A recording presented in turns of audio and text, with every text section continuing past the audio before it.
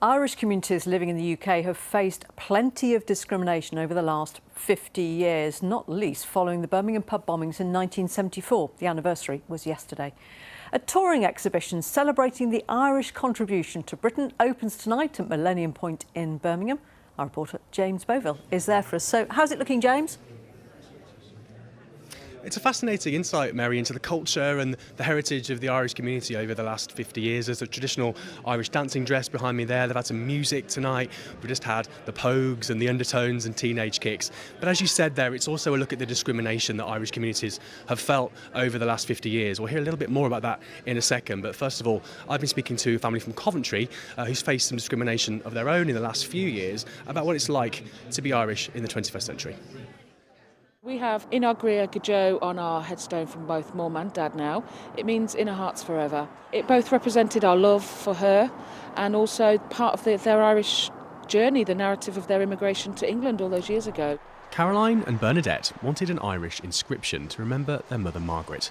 It doesn't seem controversial, but the Church of England tried to block its use, arguing that in Irish it could be seen as a political statement. It was really upsetting for us as a family, but it did harper back to a time when, you know, for Irish communities abroad, there was some sense of vulnerability. We're 25 years since the signing of the Good Friday Agreement, and those sentiments shouldn't really be in the public discourse anymore. And there's Dad. Do you remember filming with Dad that day? The family's successful campaign to overturn that decision made international headlines. And now it's part of a heritage project celebrating Irish contributions to British society.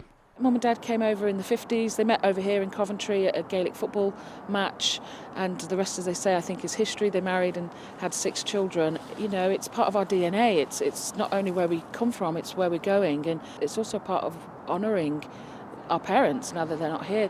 An all-Irish legal team supported the family's campaign, setting an important precedent for the future.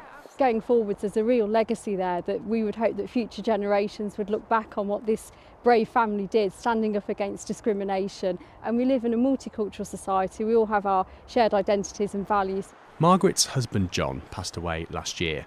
Their lives mirrored by so many Irish immigrants who came to the Midlands looking for work and created a community, now many generations deep.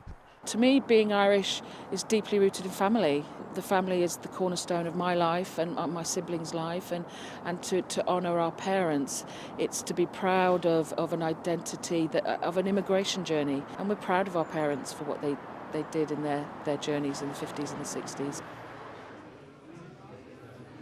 Well, that was one of the stories that you can hear as part of this project. Another's is Maurice Malone. He's the Chief Executive of the Birmingham Irish Association. But Maurice, you were 7 years old during the Birmingham pub bombings in 1974. What was it like to be an Irish family back then?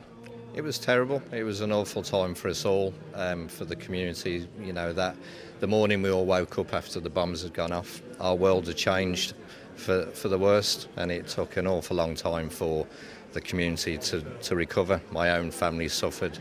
Like some of the stories you'll hear tonight, my father, who was working in the city, had many friends, co-workers who overnight became his enemies. He had to leave the factory. He was subjected to some awful abuse, and our family went downhill from there. Did the community ever recover from that, do you think?